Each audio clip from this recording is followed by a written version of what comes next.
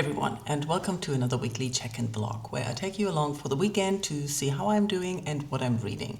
My name is Wiebke, and this year I'm trying to get myself out of survival mode to not only be functioning but enjoy life more and do fun stuff. This weekend is going to be very warm, so my plans are to be outside a lot, finish the 2 books I'm currently reading, and yeah, maybe take you along to the park. But first I have to go running. I don't know, did I tell you last week if I like running with the running vest? I do like that. It's easier to get to my phone and have more pockets. Other than that, I feel a little awkward, but I'm getting used to that. It's definitely more convenient than the belts for my phone that I usually use and the advantage of carrying water bottles with me. So that's good. My run is going to be shorter today, which is rather good because it's hot and I'm a little bit exhausted from yesterday's training. So I only have to go about 6.5 kilometers, the training plan says. That's good. As I'm still trying to declutter my bookshelves and it's going to be sunny today, I'm going to try to put out 2 stacks of my teenage and children's books. I'm not really expecting for them all to go because it's been a long time since I've been a teenager and a child, and a few of them are written in, cursive? When I learned writing in school, we learned this writing.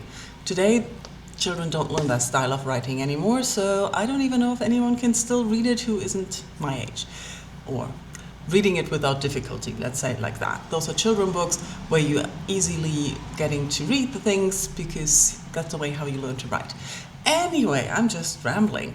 I'm going to go run and hopefully finish trust exercise, so I'm going to tell you my final thoughts afterwards. Back from my run, and I'm a little bit more achy than I expected, but the run was fun.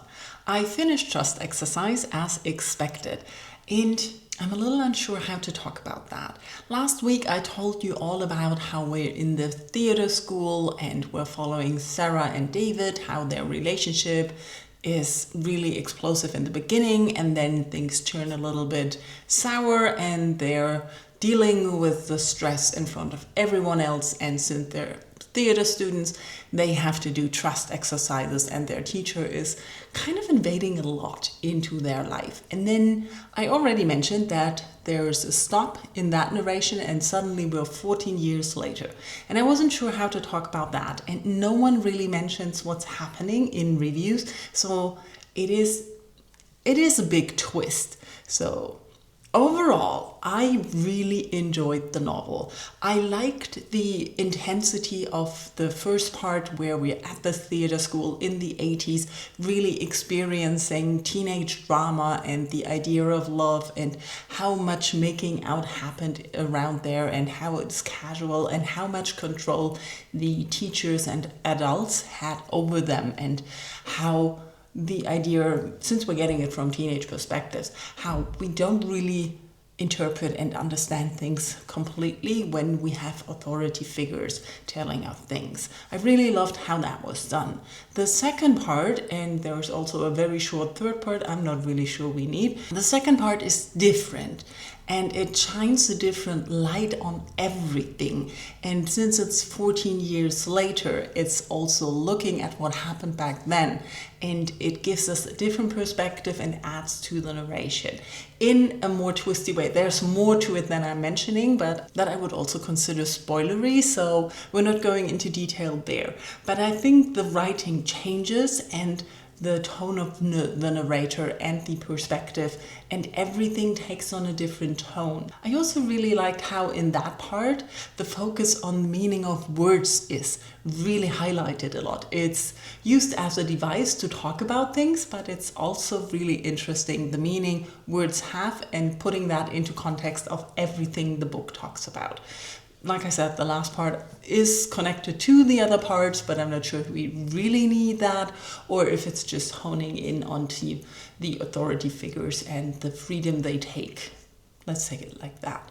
So I highly recommend this if you were on the verge of listening to this or reading it if you were interested, and I definitely want to read more by Susan Choi now. So that's one goal for the weekend down. I finished my audiobook, which was to be expected as it was just 1 more hour. Now it's around midday and I feel like taking a nap. My body aches a little bit too much, but I can do that outside. So I'm going to take my bike to the park to read and sleep in the sunshine, which is probably not the smartest thing to do, but I put on sunscreen, I'm going to take a hat and a lot of water with me. That's the plan for now. Still reading Little Mushroom, highly enjoying that. I will not go into detail and ramble on here. I will put a nice bow on it at the end or after I finished reading it. I completely lost track of time in the park.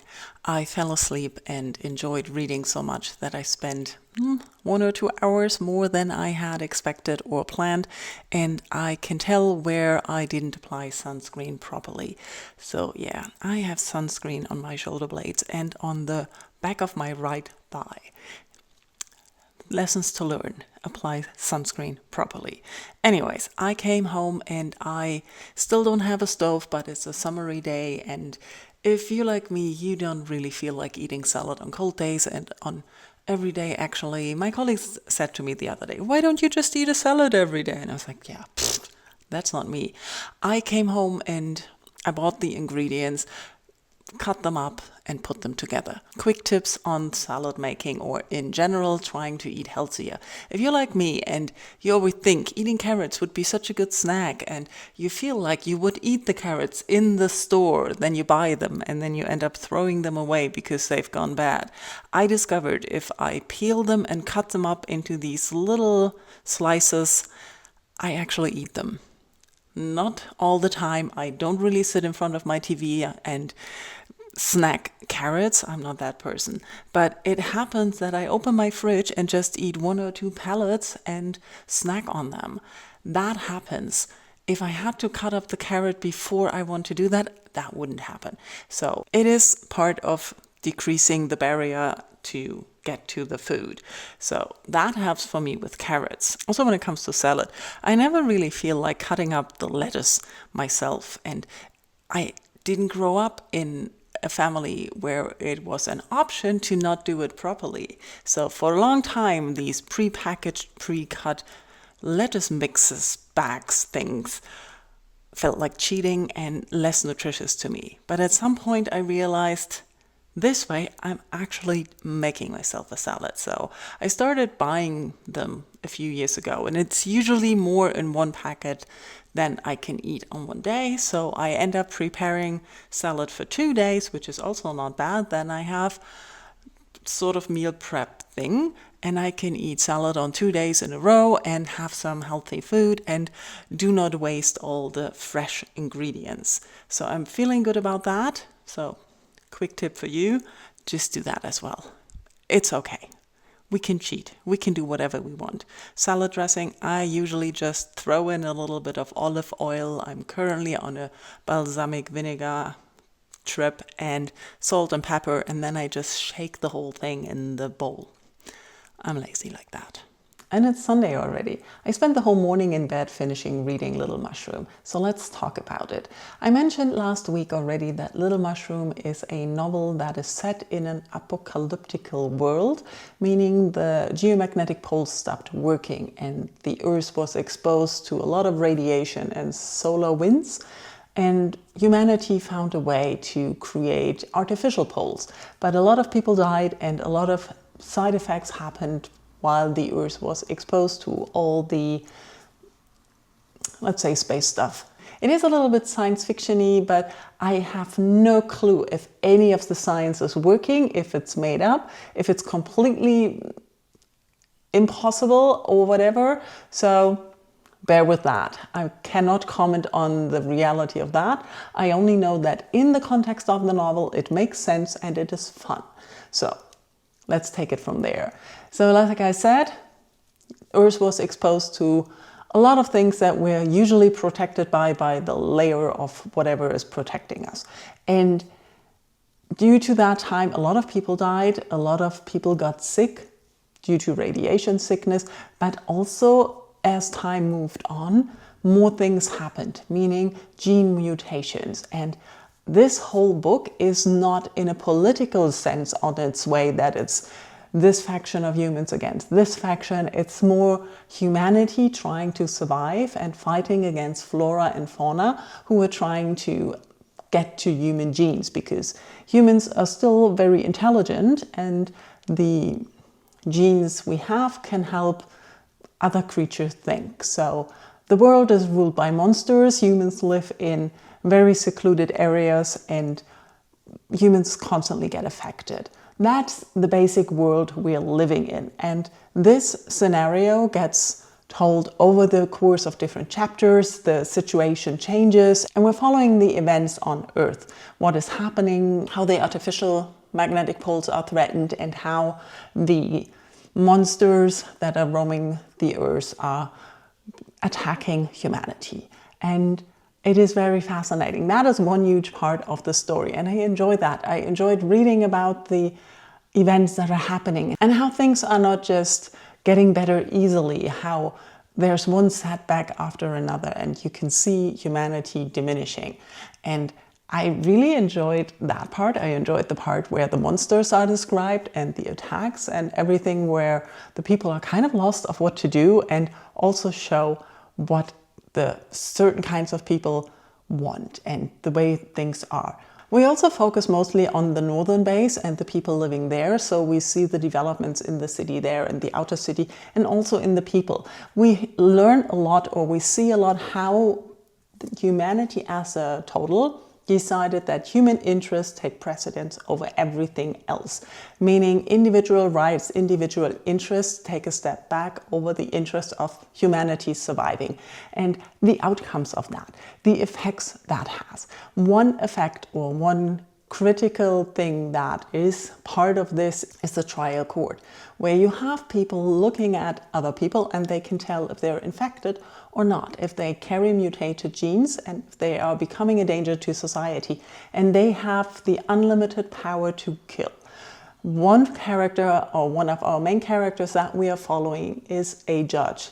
The people who have the right to kill everyone when they think they are infected.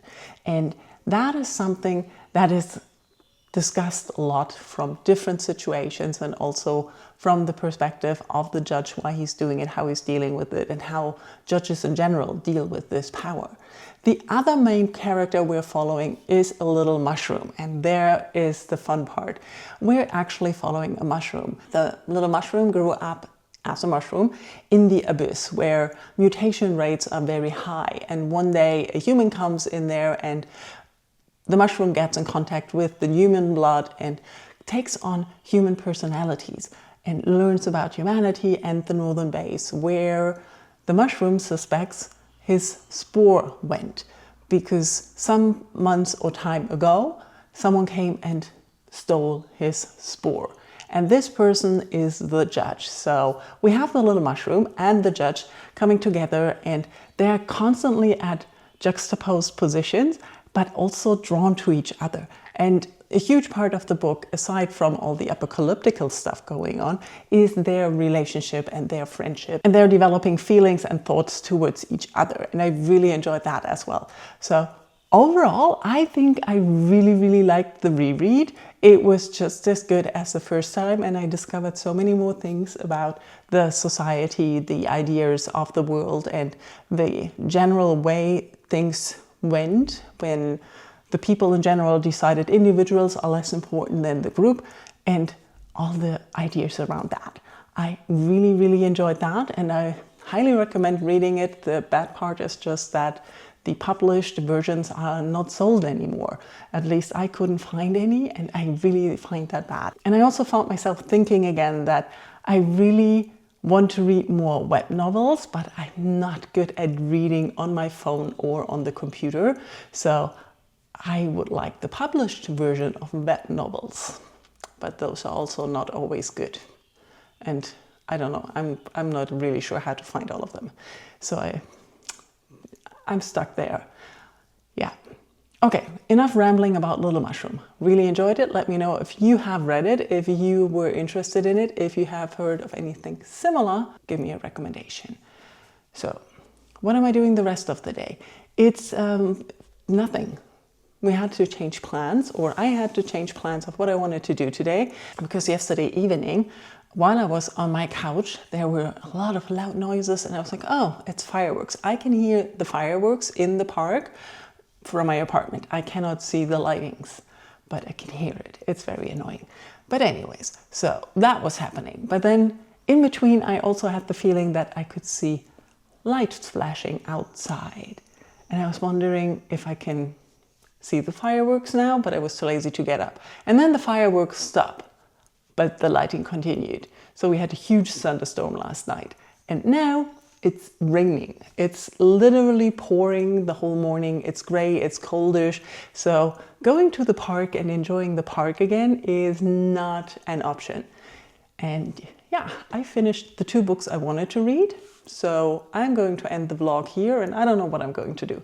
I have to start the new job tomorrow, and I'm appropriately nervous about it. I'm not anxious, but I don't know what's going to happen, and it's been a long time that I started something where I don't know what to do. But I think it helps that it's in the same office I'm usually at, and I know everyone. So tomorrow, new things start. Today, the rest of the day, I have no idea. Okay, ending the vlog here. Thank you for coming along, and let me know in comments how your weekend was. What are you reading? What have you done? Anything good looking your way? Anything exciting? How's the weather where you are? Is it also like a roller coaster? We have one day is good, the next day is bad, and the temperatures often jump like 10 degrees. It's a little bit whiplash inducing. We're all a little bit exhausted from that. But I guess that's what we're getting with all the climate changes, right? So, thank you for watching, and talk to you soon. Bye-bye.